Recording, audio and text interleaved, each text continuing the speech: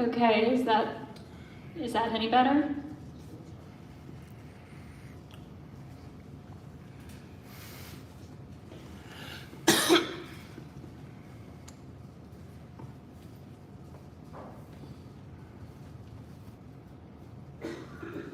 Okay, perfect.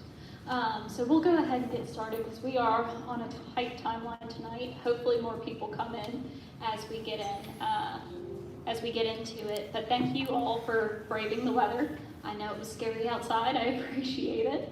But we wanted to start tonight by talking a little bit about where we are in the search process. So as of right now, we have closed the application portal. We ended up with about 80 applicants total, and we are setting up everyone to come. So we are setting up second interviews to do with the personnel committee. After the personnel committee, we will meet, we will announce the finalists, and that'll be a decision made by the board. And so hopefully we will be able to start finalist interviews come January, which is very exciting to keep moving forward. But for tonight, we really wanted to focus in on what y'all saw as the most important aspects and characteristics of the next superintendent. So we reached out to the teachers and the employees of the special school district. I see some of y'all are here again. Thank you, I appreciate that. But we are going to be asking roughly the same questions, which is, what do y'all see as the most important qualifications, experiences, and characteristics of someone to lead this school? And so since, like I said, we are on a tight timeline, we are going to aim to focus purely on those three things. But we are going to open this up to the floor for y'all to express your feelings and your thoughts on the subject. Yes, ma'am.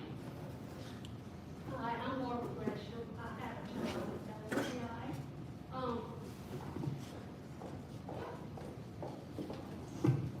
Sorry, it's a little hard, and since we have folks listening in on online, we just all need to use the microphones. Yes, ma'am. In my opinion, the candidates should have very strong educational background, social work background, disability with children, training background. As the superintendent, they ought to be able to hire their people, their team. So finance, clerical, everything else should come second to the education of the kids and doing what's right for the kids. If you gotta cut money, cut it from administration first, where we're top heavy. And let's get the money back to the kids.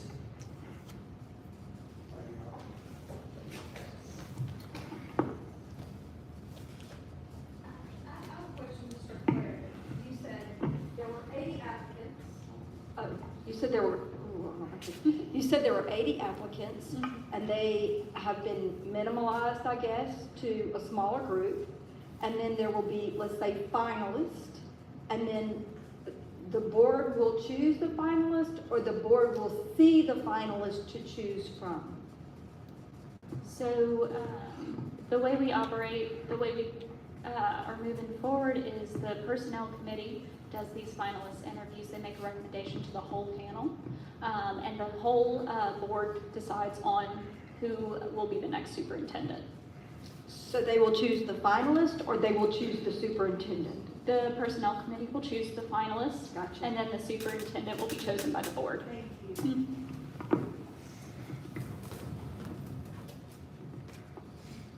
Okay. Does anyone have any more questions or?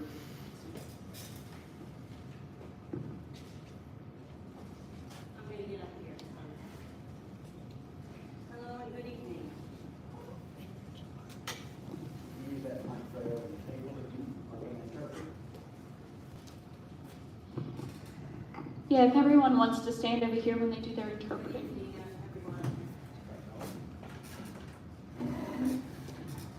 I want to speak tonight about the superintendent, the next superintendent for the school for the deaf. You said there were 80 applicants. Any of them deaf? Any have experience with the folks here at the school?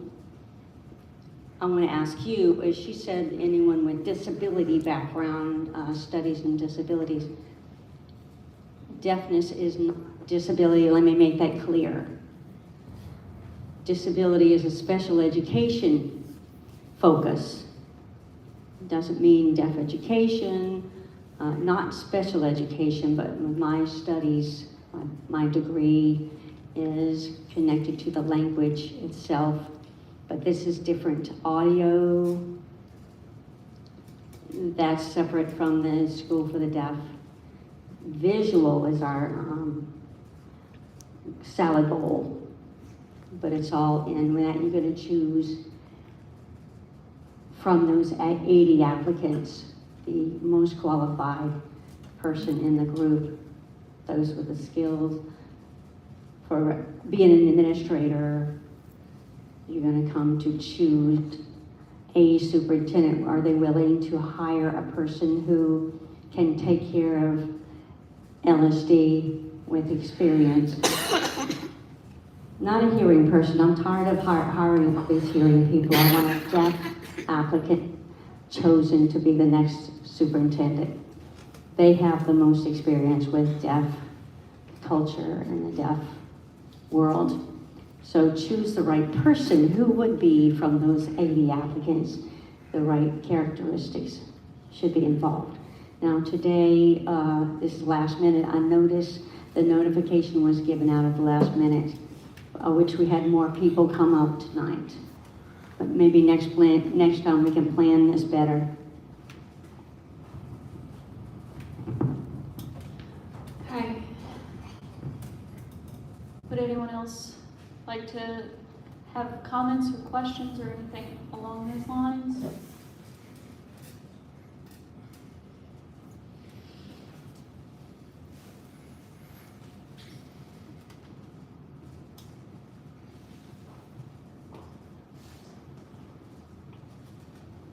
Hello everyone, my name is Miguel. I'm a dark-skinned person. I'm wearing a white shirt for contrast for those people who have ushers. And can you share more about the applicant's experience? How did you get those applicants? What was the first interview like? What was the procedure? Are there any deaf applicants? If so, did you have an interpreter during the interview process? Yes, okay, those are fantastic questions. And So just wait for him to get seated before you go into your answer,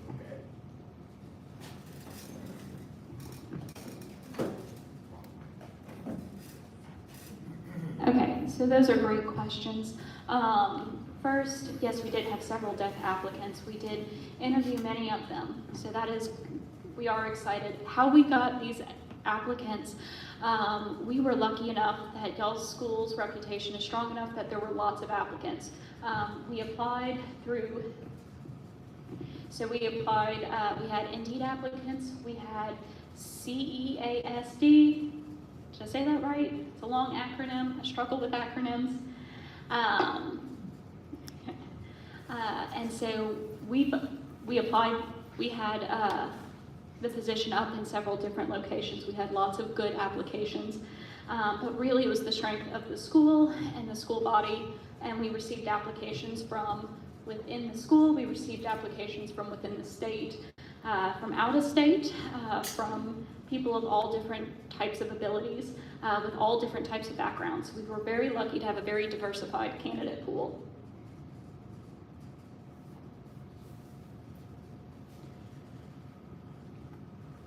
Okay, does anyone have any other comments, things they'd like us to take into consideration?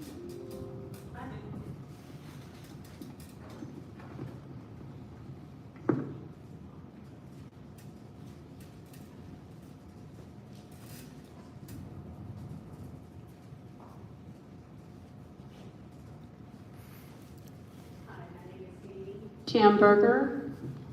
I am a social worker. the candidate needs to be culturally skilled and have ability in different programs, a deaf or a hearing blind person, understanding all the needs of the students and the ones that they would be serving, and having cultural skills and expertise in education as well. The person needs to be able to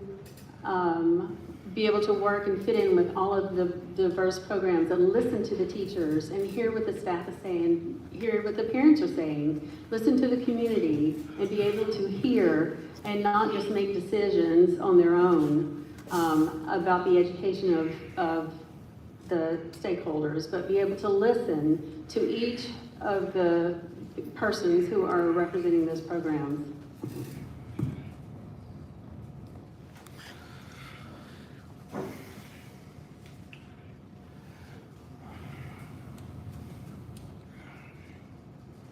Hi, this is Nigel again. I would like to ask you about whenever you posted the advertisement and about this town hall. I can't help but notice that there was a mention of LSD, LSVI, but there was no mention of SSP in the advertisement. Can you tell me why that is? Yes. So SSP should have been mentioned in the advertisement, in the Indeed ad. Is that what you're discussing? So don't quote. I'm almost positive it should be. The last time I looked through it, it went through an editing process and it may have gotten accidentally clipped off, but we did discuss it in these initial interviews that we conducted. So it has been covered. No one's going to come into this surprise if it did accidentally get left off of an ad.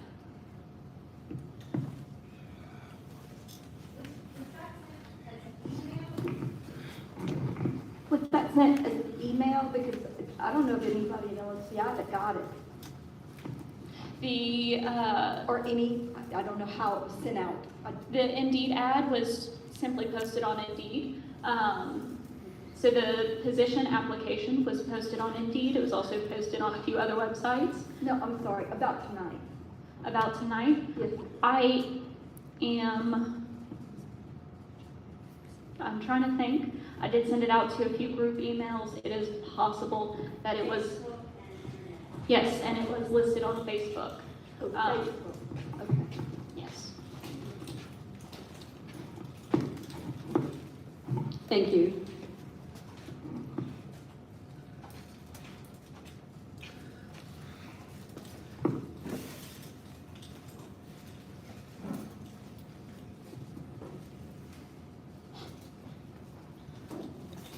Hello, this is Jimmy again. I was wondering if you used the 2018 evaluation that was done in 2018 and the recommendations that were made. Did you follow those did you follow those recommendations? We have read through them and we did utilize them.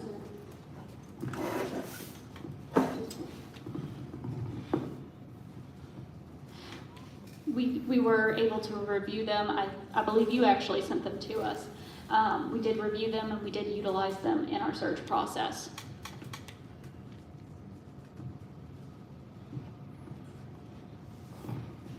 So we have a group, the personnel committee, the ones who were involved in that committee, they selected 3 people. That was enough. Do those 3, the 3 who were on the personnel committee, do those truly represent everyone? Do they represent the SSP and all of the other constituents? It's a very small committee, and they can then just make decisions that may not really truthfully represent all of the different people. So I was just wondering if that was considered. Yes, so the Personnel Committee is a fantastic, I think, solid representation. We do have different committees we do have different populations represented in the different committee members. But at the end of the day, the most important aspect is that after speaking with each of these committee members, I know firmly and truly that they care. Their most important thing to them is that the kids get the best possible education. So I know that at the end of the day, they are working towards the same goals that we all are.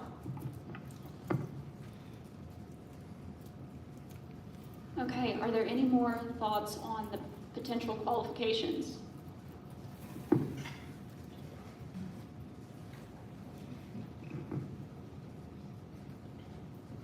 Hi, this is Nigel again. I have a question. My understanding is that the Personnel Committee developed the roles and responsibilities for the superintendent, and then the board would approve it. It was posted on the web. So in your search process, is it based on that?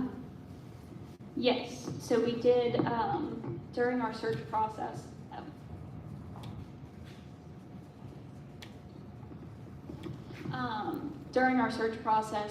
the way we did it was we conducted initial interviews with anyone who met our minimum requirements. And so we made sure that we covered every single person. We cast a very wide net because we didn't want to accidentally exclude anyone in the beginning. So yes, so we did utilize those rules and responsibilities. Okay.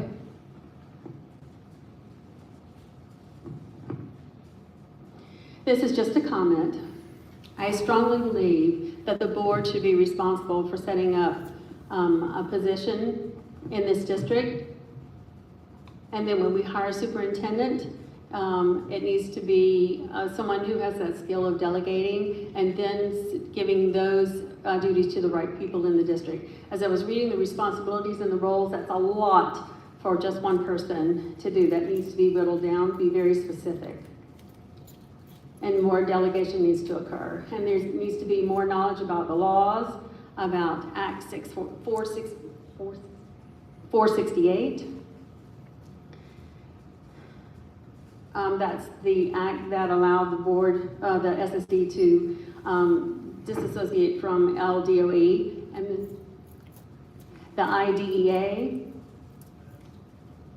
and perhaps the BC policies. Looking at their rules, the board needs to be knowledgeable of those and follow those and set up a position that would then follow that. The superintendent would come in with that same knowledge and then be able to delegate those responsibilities. I strongly believe in that.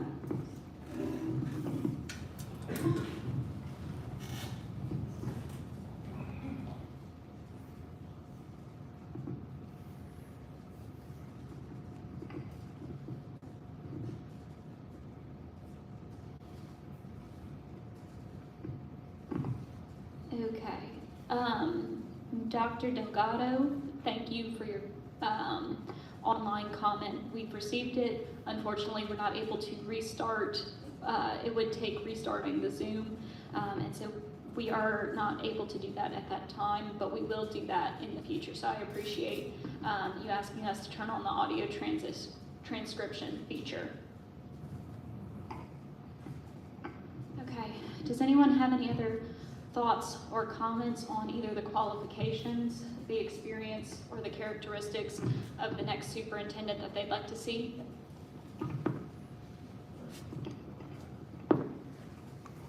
It's not a thought of what we were talking about just now. I just had a question. There was a survey online that maybe some of them that couldn't come today filled out. There was a comment section. Have the comments been gone through to see if there's anything that wasn't brought up today that might need to be brought up? Yes. So if y'all haven't been able to see it just yet, we sent out a public survey, and that has about 65 responses so far. I went through them this morning and again this afternoon because people kept responding, which is great. And we've gone through it and we've been able to see a lot of different points of view come through, which has been very helpful in gauging how, what the overall consensus is of the special school district patrons and what they think they would want to see in a leader. Thank you.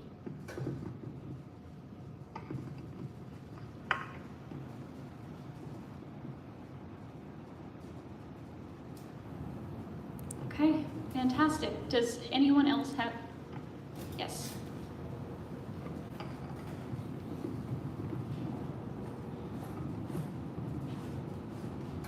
Hi, this is Jimmy again. I was wondering if you would please come forward. I can see you better than having to look over my shoulder. So there are four, I think there are 4 people on the Personnel Committee, is that correct? Yes. There are 4 of you? Yes, okay. So out of the 4 of those, are any of the 4 stakeholders? Are they stakeholders? Any of them?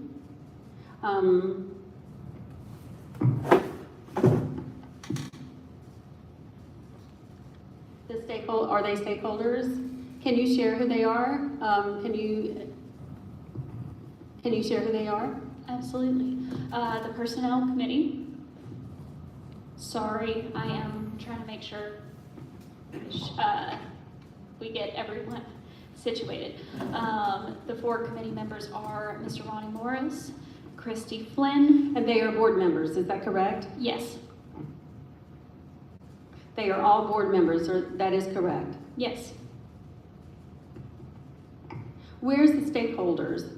You've got board persons who are in there. What about a 5th person who is a stakeholder? Someone who is representing the community, who is separate, who is not part of the board making decisions from that perspective. But if you had someone else who was in there, a stakeholder, and then was involved in the discussion, I think that then if you came to an agreement, it seems like here the board is making a decision without really considering the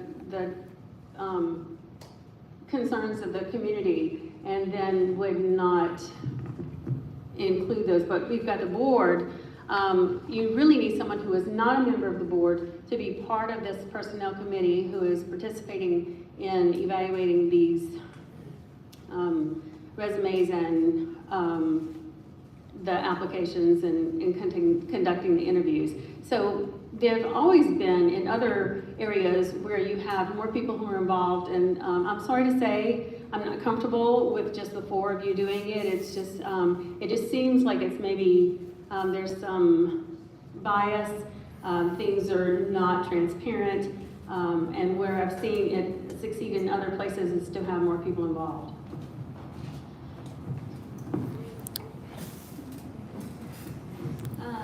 Yes, so just as an additional, just so I can finish naming the Personnel Committee members, it is Mr. Ronnie Morris, Ms. Christy Flynn, Dr. Edward Bell, sorry,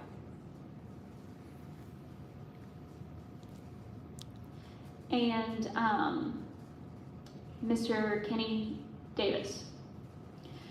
And so I don't trust any of them. I have no confidence in them. And Amy's asking, what did he say? We didn't see it. We'll come back to the front of the camera. Again, this is Jimmy, and I apologize. I don't mean any offense to you at all, but I'm just telling you how I feel and how people in the community are feeling. We just really feel like we can't trust this. That we've already seen what's going on, and there's no confidence in those people. I mean, some of the board members are really incompetent. They don't know what to do, and there's not that trust or confidence in them. To be honest with you, the community is not feeling confidence in the process. And I don't mean to be negative, but I just trying to tell you how we feel. We're putting our feelings out there on the table. This is how we feel. We're just showing how we feel. It is negative, yes, but we're trying to give you positive feedback and to give you this feedback in order to have change. So, and we're getting close to making a decision.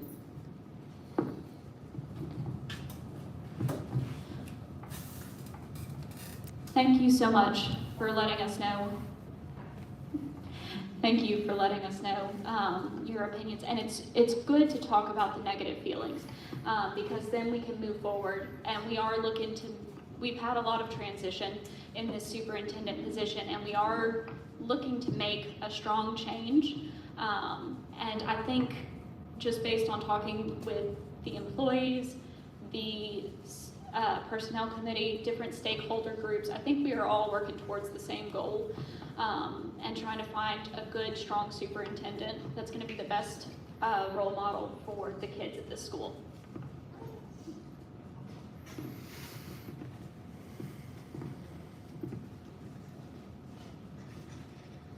Hi, this is Nigel again.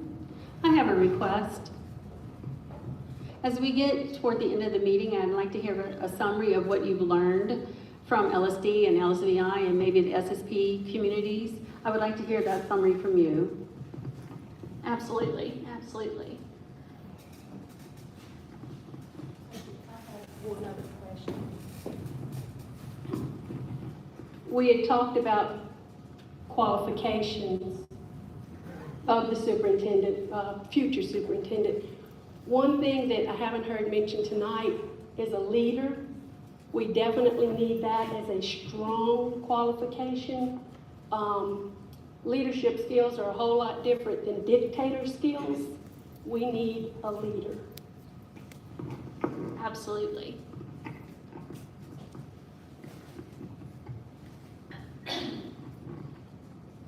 Okay, are there any other comments that anyone else would like to make?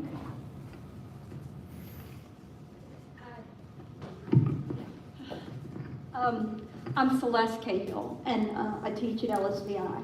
And I've taught at LSVI for a while, and the district itself, the entire district, has seen a lot of change, a lot. And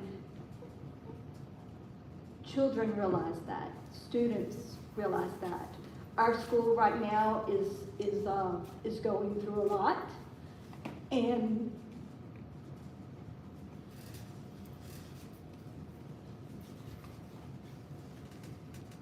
somebody, just like this lady right here said, a listener, a leader, and somebody who's going to stay.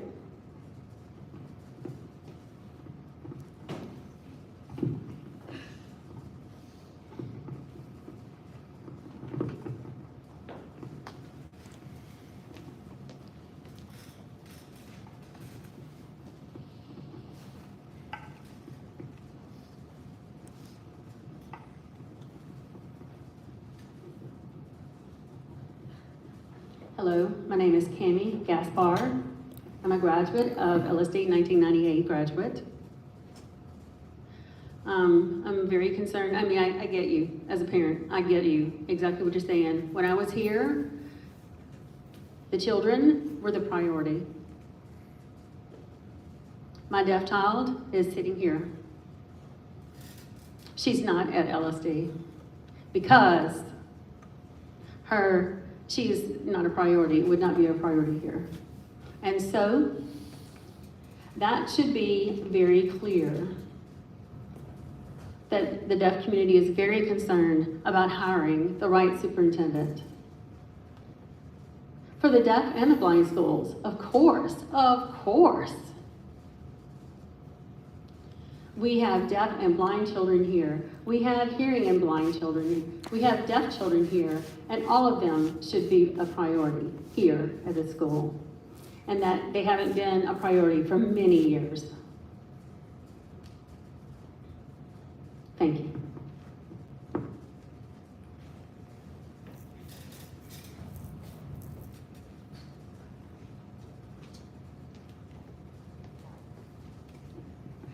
Hello, this is Jimmy again. And I'm here not to, well, as Cami said, we want them to be a priority. And I don't know if you know, I'm gonna ask you, how much are you aware about deaf children today in public schools, how they are doing? Do you know any, do you have any idea of the ones who are out there, not at LSD, but the ones who are out in the mainstream programs? Do you know, Mr. Morris? Do you know what that looks like? Do you know what's happening right now? Do you know? In my experience is not in SPED education, but I have spent many years working with deaf children. I learned ASL in Lions Camp. And so we are looking to make the experience better for children in public schools as well as the experience here. Okay, thank you. Okay. So honestly, it's very, very sad. Very sad. The serious language deprivation that is out there in all schools, I've already seen it. I've seen it. I met a 12-year-old boy, sat with him, talked with him, and I have 2 deaf sons. I have deaf in my family. I've been in the deaf community, but I was talking to this child, and it was the first time that I failed in communicating with a deaf person. He didn't understand me. I was like, where have you been? He's been in that school, but where's he been? He could not communicate with me at all. He could not write. Well, I mean, there are lots of interpreters who are out there and lots of situations out there in the schools. They may have learned some sign language in high school and they tell them, come on in and work, but then whenever they're signing in front of deaf kids, they should not be serving as an interpreters. Many. That's in the state of Louisiana. Did you know that? It's everywhere. It is heartbreaking to me. That's here. This is the home of education for deaf kids here at this school. They should learn and grow up here and learn and play basketball and football and in mainstreaming schools. Lots of times the kids are not included by the coaches. They're not allowed to play football or do any other sports, that kind of thing. They're excluded. And so where's the joy in life? Like the people out here, I can ask them, the ones who have played sports, that kind of thing, I can say, where did you learn to do that? And they said, oh, I did it at school. So the kids who are in Shreveport or Monroe or in southern Louisiana, there are lots of schools, deaf children, who are being left out, and they are language deprived. And it's really, truly a shame. And so now we're looking at this, and you just, it's like, oh, I'm learning sign language, or we're going to get this process done of getting somebody hired. No, we've got to look at the children. We've got to look at the language of these children. They are behind. I'm very frustrated about this. I'm 68 years old, and I've seen it again and again and again. Over 60 years I've seen it. And it's such a slow process of improvement. It's a shame. And LSD should be a strong place for deaf kids, an early intervention place. There should be an early intervention program here. But the early intervention programs are being told, no, you can't travel, you can't go here, you can't go there. And they have to stay here at school, and they can't travel out from the school here, and they're being told to stay. And then they're being prevented from traveling and networking with people, and so it's looking like that they want the school to close. A lot of people here are feeling the same way. LSBI is feeling the same. Give them a chance. Give those children a chance to learn and grow. Thank you.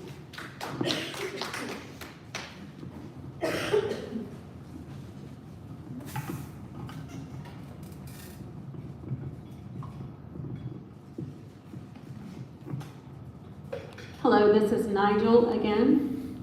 I had a comment about IDEA, about the law. It identifies 13 different disabilities in education, and I was wondering if our future superintendent would have knowledge of IDEA and about the different curricula that would be needed for each of those exceptionalities. If there's a low incidence exceptionality like deafness or blindness, we would use this opportunity for the special school district. We would have that opportunity to make curriculum for those deaf children and to become the model for the Louisiana Department of Education around Louisiana. I think maybe we should focus on that. That's just a suggestion.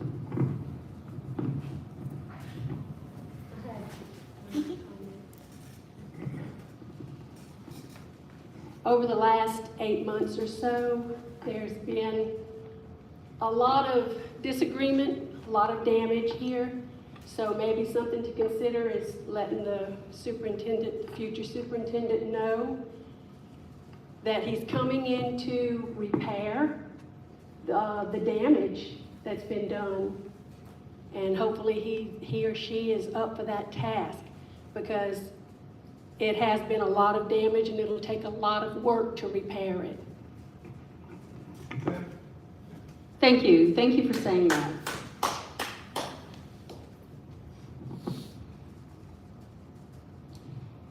needs to go. Catherine needs to go. Okay. Yes. That was Jimmy. So whenever it gets to more final, will that be known to the public as to who's like the final 3? Or can you tell us the final 10 so that we could do our own research as to see how we feel? And then is it possible to tell us, is Grainer in the top 5? So we are going to be releasing the finalist candidates. I don't know what number that'll be at the end of the day, but it's typically 2 to 3 candidates. And we are not commenting on any candidate today, just because at this point in the process, it is confidential. So we are not talking about anyone who has or has not applied, or how they are doing in that process.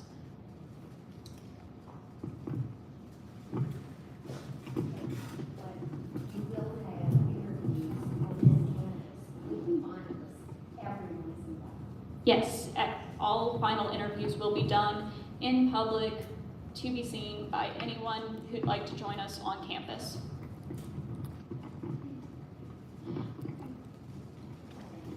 Can you introduce yourself, please? Can you tell us who you are? I'm so sorry. I'm an associate of Sarah's and Neil's.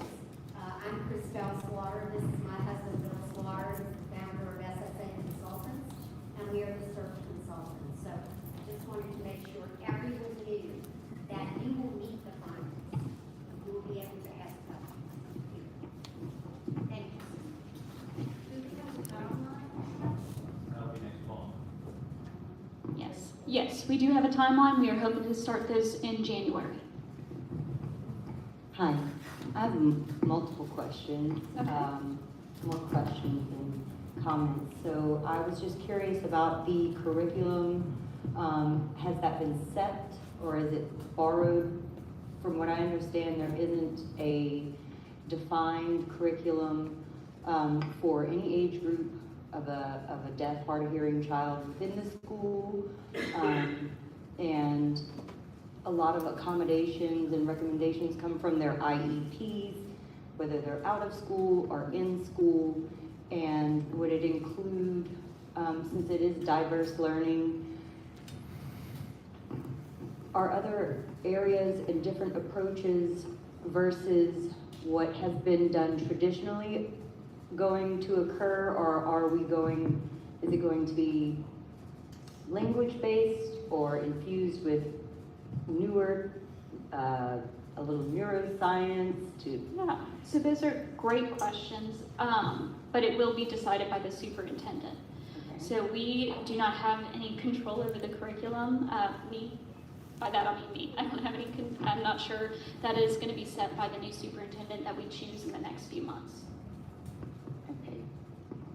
I'll think of more questions. Okay, thank you.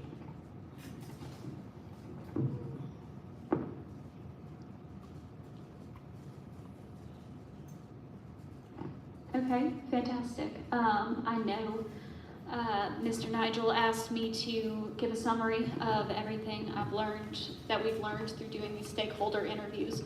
So I think we may wrap up with that, see if there are any other comments. And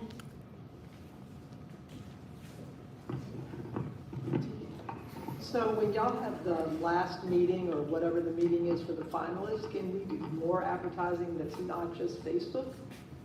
Like for the staff that, the staff that works here or the parents or whatever, do emails to, LSBI, LSD entire or something? Not everybody in our school has Facebook, I know that. okay, yes, absolutely. Everyone will know where and when this is taking place. We will broadcast it well in advance.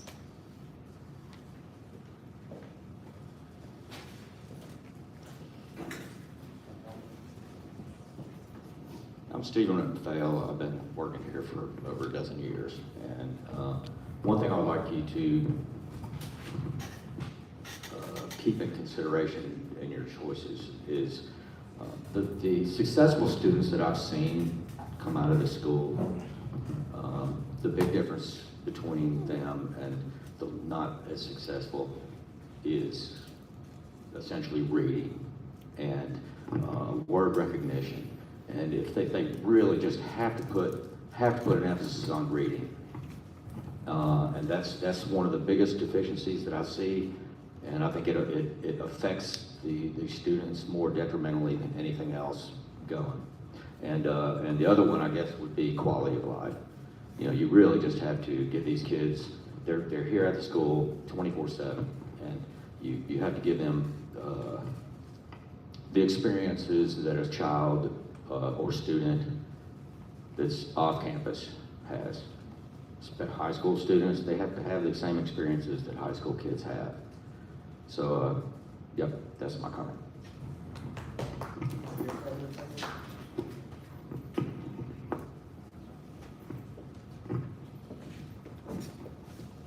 Okay.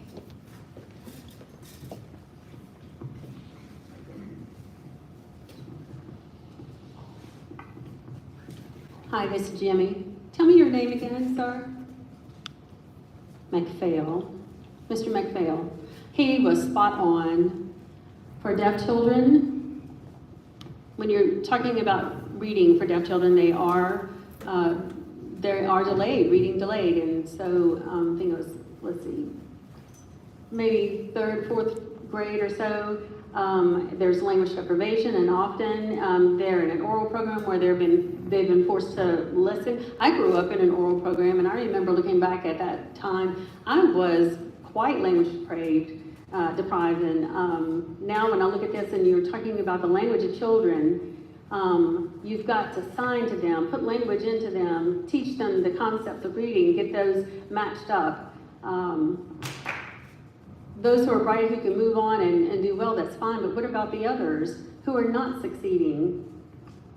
The ones who are home, like the kids who are here at LSD, why not expand the vocational program? The classes keep getting cut and the program is smaller, but when I grew up, it was a very strong program. We learned how to build a house. We learned all these kinds of things to do. And you learn these things here that then they can transfer to a job and be successful when they graduate and they go out into the world. But instead here, they graduate and they're sent home without those skills. It's important to have that. We need a superintendent who's going to come in, who's going to believe in vocational education programs and develop those.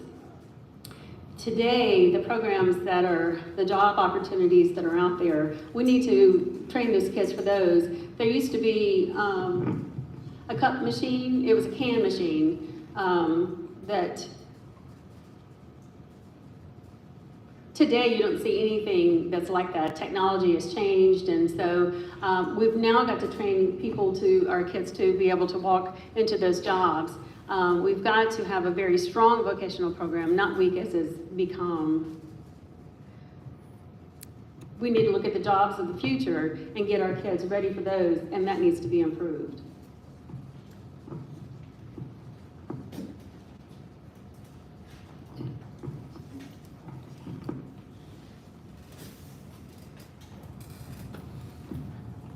I am a career and technical education instructor. I teach auto shop. And one of the most difficult things about the job is that I'm not teaching. I'm trying to teach them concepts about everything from tools to safety and how to use equipment and how to use a wrench. But way above that is just the vocabulary involved in getting them to where they really understand the deeper concepts and ideas about that. So much of my job is stopping in the middle of what I'm doing and going into just what I was saying, word recognition, and explaining to them what these different terms mean. And this word means the same as this one, and this one. You might see it used in different places, but it's going to mean the same thing. But they have to be able to recognize that terminology to be successful. So it's just of utmost importance.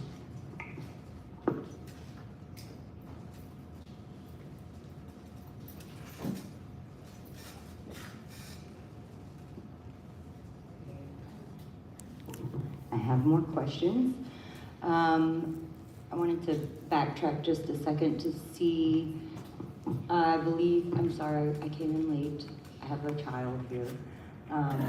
But if the criteria for, what is the criteria for the superintendent, and what will the process be to narrow it down from the, so say, 80 down to your top 3? Yeah, absolutely.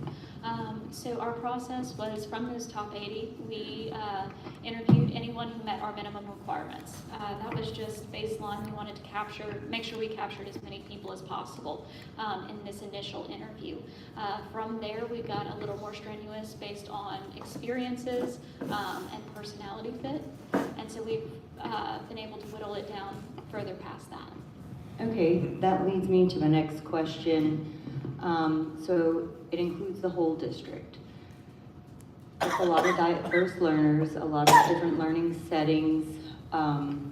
Would there be opportunities or kind of a push, since there is deaf community and then other families as well, a lot of the kids, no matter where they are, maybe having a few of the same just access to language and input output seems to be the big one that affects them emotionally, socially, behaviorally, so that later on in life they have a higher measurable quality of life. So would there be an effort, because it's in its infancy, to work alongside with the commissions and the associations so that they are no longer pulling away from each other, and it's going to be newer ideas, and maybe change is hard for a lot of people. So that way it's one cohesive movement, and as I said, I have a child here, so we've gone through so many teachers. I'm going to be honest, there was a period of time I just did not even learn my child's teacher's name, and she couldn't remember it either. So there wasn't much direction in that area, and that was no negative comment. It's just been a lot of rapid change.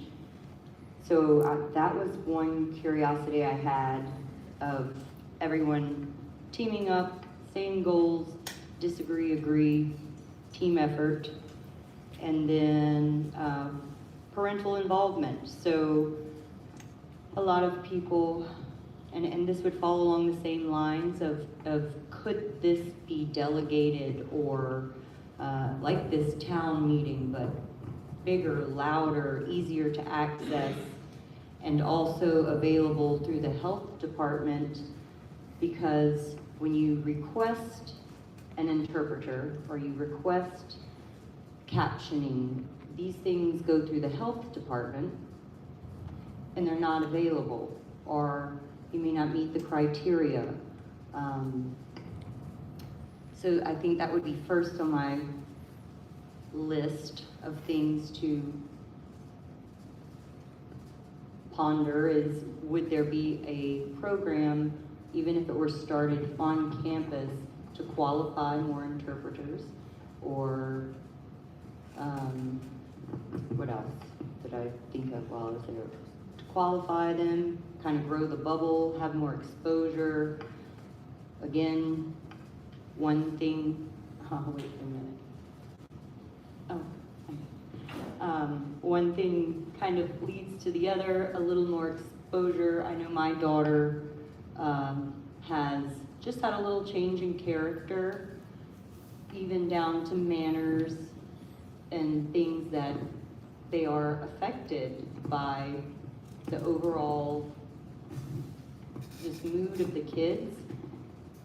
So parental involvement, I have asked if I could enroll in the first grade, because I've not had access due to criteria to sign language classes for 10 years, and I struggle to learn online.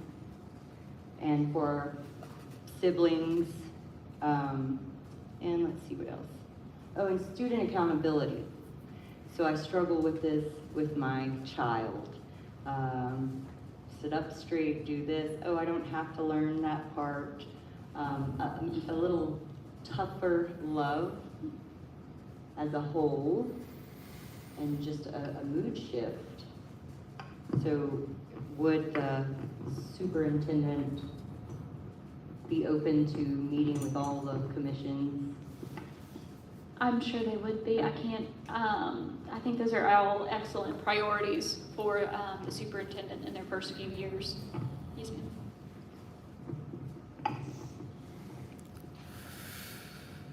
Are you done? Yes.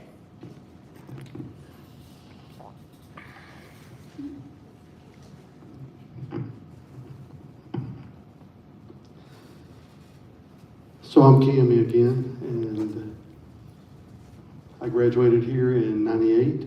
I was here for 4 years. Our superintendent at the time was Bill Prickett. He signed. He was here. He walked around campus chatting with the students. He was totally immersed in deaf culture. Your kids are not getting that. Why? Why? That's a big question as to why. So that goes back to the SSD board and things that have happened and who's managing things. Look at Catherine Grenier. Has she been out on campus? Has she immersed herself? I mean, she's temporary superintendent. She's learning with not only deaf children, but also the blind children as well.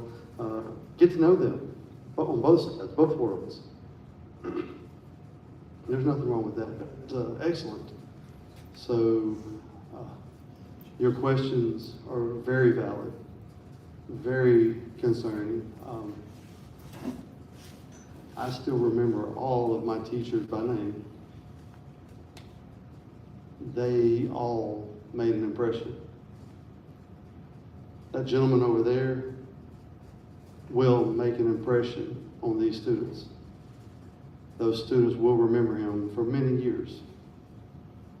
I still remember my superintendent, my principal, who was hearing, but a fluent signer and immersed in deaf culture. She's retired, and she still attends LSD games, homecoming, etc. She doesn't have to, but she's fully immersed in deaf culture. She loves the community. We need to find someone who is a major in deaf ed, not special education. That is a totally different ball of wax. Not special education. They need to be specialized in deaf education. Also someone who's very knowledgeable about blind children as well. We don't want to leave them out at all. I have so many friends who are deaf and blind, and I'm still learning about their struggles and how they survive day to day. So, yeah. Keep fighting, keep coming, keep showing up. Don't give up. Because I didn't. So, do not give up.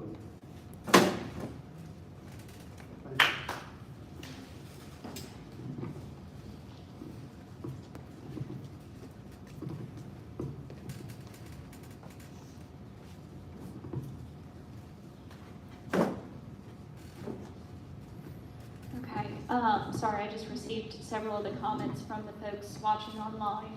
Thank you so much for letting us know. We are going to be utilizing that as we move forward in this process.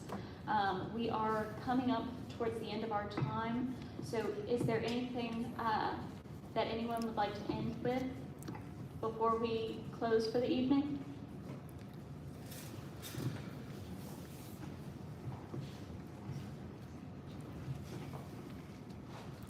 Hello, everybody. It's Jimmy again. And I know that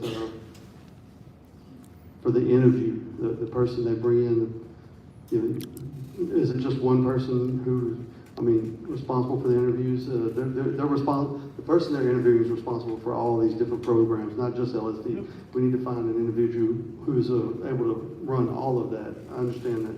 But at the same time, I want this, the superintendent who's selected, I'd like them to appoint individuals to run Louisiana School for the Deaf. Maybe a director of programs there or something, that'd be a deaf person, you know, that can, and be responsible for running that program. As far as everything else, maybe they can learn the sign, that's fine. But, you know, I understand they're not only responsible for Louisiana School for the Deaf, but it's a very broad spectrum. They have a lot of responsibilities, and I'm very aware of that. But just to zoom in on LSD and their people, the superintendent would be willing to hire deaf people, qualified deaf educators, let them educate, let them make the decisions of hiring. We had Dr. Lane, who was a wonderful principal, absolutely wonderful, and she's gone. And very foolish. She was valuable, experienced, been through, a lot better than Grenier, much better than Ms. Grenier, but she's gone. And I hope that the new superintendent will hire her back. And, you know, currently we have the upper management is heavily loaded. There should be just a few people at the upper management level and have a lot more people at the bottom to distribute that money among them. I don't understand why it's so heavily top loaded. I hope that the superintendent will recognize that and whittle those positions down, whittle the administration down, and let those take care, below those positions, take care of everything. I think the superintendent would be able to do that. One quick last comment.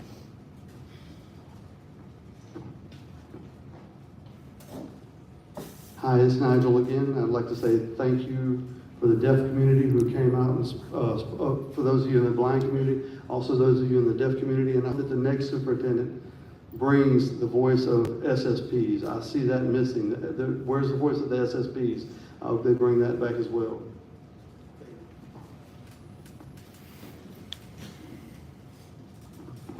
And so has it been communicated, has it been communicated to the candidates that the principal for LSVI quit last Friday because of her current leadership?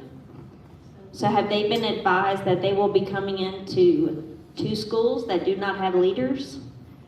I think that everyone who is interested in taking on such a role like this is well aware of any challenges that they may face. And yes, they are aware of any sort of issues in transition that there may be.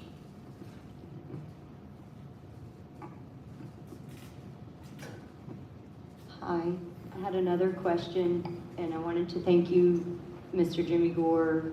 I'll go up here so you can see and sign. I wanted to thank you for attending my child's IEP, and I'm just going to ask a very touchy question. I have met a lot of resistance for 10 years, and as you said, outside of the deaf school, the children that aren't meeting the criteria or too late, and it's too late then. So could, as a community, and I am a hearing parent, my daughter just began the school.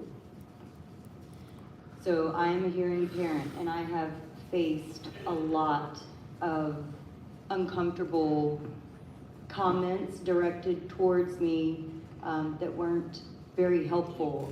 You know, why don't you know sign? Learn it.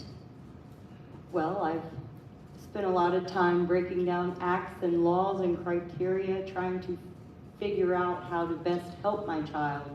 So now we're here, and I'm still facing a lot of the same challenges and feeling very misunderstood, and I feel a bit like a bridge in between. And I suppose what I wanted to ask is, if there were a hearing superintendent that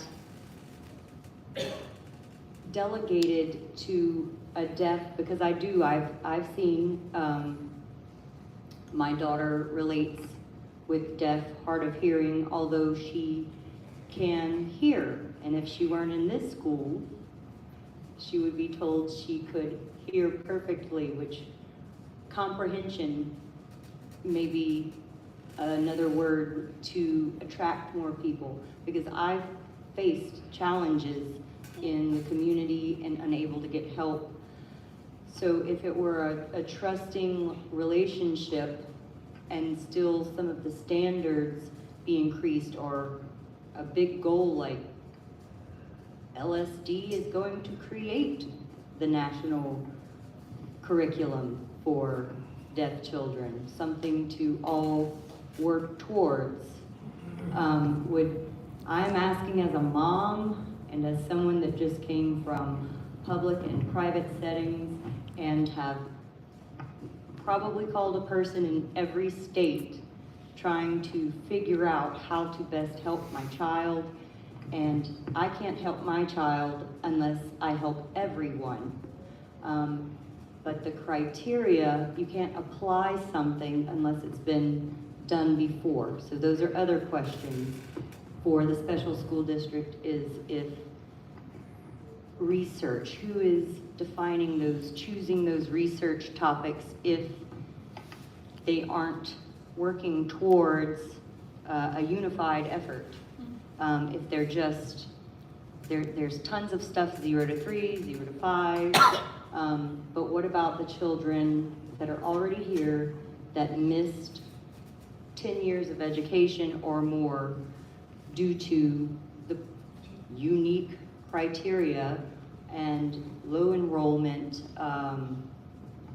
So how to attract more hearing, hard of hearing, so that we can break around criteria. Because I have spoken with Jay Ish about several things, and he's not very open. I said, I've got it, let's work around the criteria, and he just isn't quite understanding. To help, you have to help everyone and go around the criteria to get it applied for the first time. So I'm asking, as a mom and as someone that cares and truly wants the education to improve, for everyone to, it's got to be together, or it's going to continue to dwindle, I suppose. I don't mean to sound negative. Thank you. My answer is that. Yeah. What's that? Stay right here. Stay right here. So, I'm very empathetic to that. People have no right to tell you, you should be learning sign language. They don't have, it's not their business. You know, I'm a parent. I work as a teacher myself. I work with many parents. I mean, I know there's a book, but how the school and their programs, and they have programs that should work closely with parents, providing programs, providing, you know, signing, ability to learn sign language. The school should be helping as well. People who are saying, oh, you need to learn how to sign, and those people, that's very wrong. First of all, that's a very old school mentality. I don't believe that. The main thing is that, you know, we do have to work together. We need to see what is most important. Speaking, hearing, or what is most important? Is it language development? What is it? And of course, it's language development. Language development, and you can learn. I mean, we can work together and model and show everything. It's going to be effective. I worked with many hearing parents. Shed some tears. We learned, and eventually they picked it up. But the main thing is that the new superintendent is hired. They need to make sure that they serve the parents. A lot of these parents are just left out in the dark and they don't know what's going on. And then the kids go home and they can't communicate with the parents. The parents need to be included in the programming as well. Host events, camps, whatever. We need that. We need funding for that. And I really appreciate I'm very empathetic to your feeling, your frustration. I can only imagine, like, say I would have had a hearing child. I might have been frustrated with the school, maybe the teacher not understanding me, or my child not speaking properly because, you know, I can't speak. So how would I do I need to turn the radio on? Do I need to turn the television on? You know, those are, I understand how you're feeling about that. Thank you, Mr. Gore. Thank you. Thank you.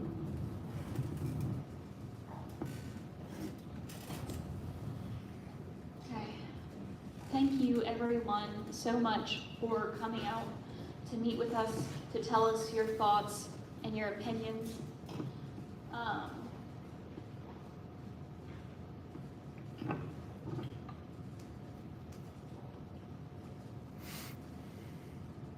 I do know that people are asking us to read the comments in the meeting. Unfortunately, we are already over time, but we can. I can have a few mentions.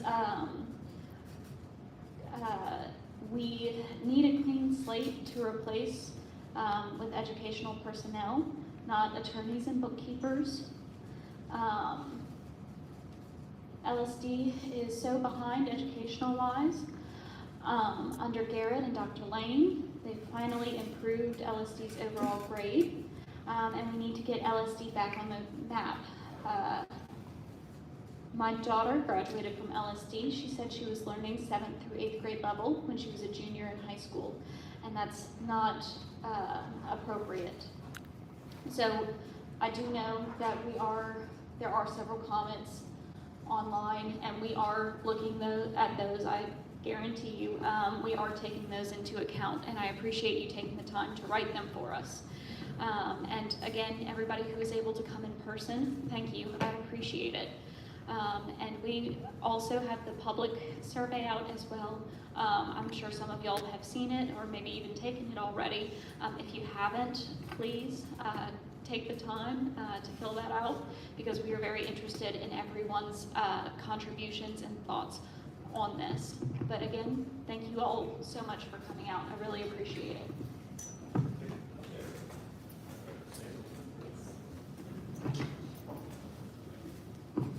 So Ronnie Morris, I chair the Personnel Committee and serve on the SSD board. So I wanted also to echo Sarah's comments and thank everyone for coming out tonight, and for those that tuned in as well. Really, really sincerely appreciate the love and care that you have for these children. The support that you're showing today means a lot. I assure you the board hears you. The board is looking after your best interests, looking after the children's best interests. And we're trying to be as transparent as we can with the process, that put a formal process in place so that everybody understands the process, everybody has an opportunity to engage with the process. I assure you that we're seeking multiple ways to get your input, not only with this process, but going forward. We're working to develop different ways that parents can engage the board. We're working on different communication channels between administration and staff. We hear, believe me, we hear, the concerns that have been raised. There have been a lot of lessons learned in the last few months. But these are lessons I think that this board is going to carry forward, learn from these lessons. I serve on BESE, on the State Board of Education, and the SPS scores, the school performance scores, came out recently, and the LSD score was an F. That's totally unsatisfactory. We want a high bar for our students. We want the CTE programs here to provide opportunities for our students. We want to see those that are interested in the college-bound track pursuing that track. So we're interested in a quality education here, and helping students to identify with their interests, and have teachers, educators here to help those students pursue their interests with passion. So again, just want to close out and thank the SSA folks for coming out this evening and facilitating this exercise, recording all the comments, processing all the comments, bringing those back to the Personnel Committee and to the board. And again, we want to keep everyone as informed as possible with this process with regard to next steps. And again, just to assure you that whenever candidates are brought on campus, and they will be brought on campus for interviews, that that the public will be invited to engage the candidates in a formal process. In everyone's best interest to find the most qualified person for the job, someone that's going to be committed and someone that's going to stay. So again, I'm going to close out and thank the SSA folks, and then also if there's anyone that has a question, I don't speak for the entire board here tonight after my closing comments, but if anyone wants to sit around and chat with me directly, I could share with you, my personal feedback on your questions, be happy to engage you.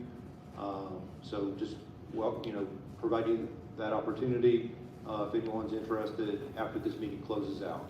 Thank you.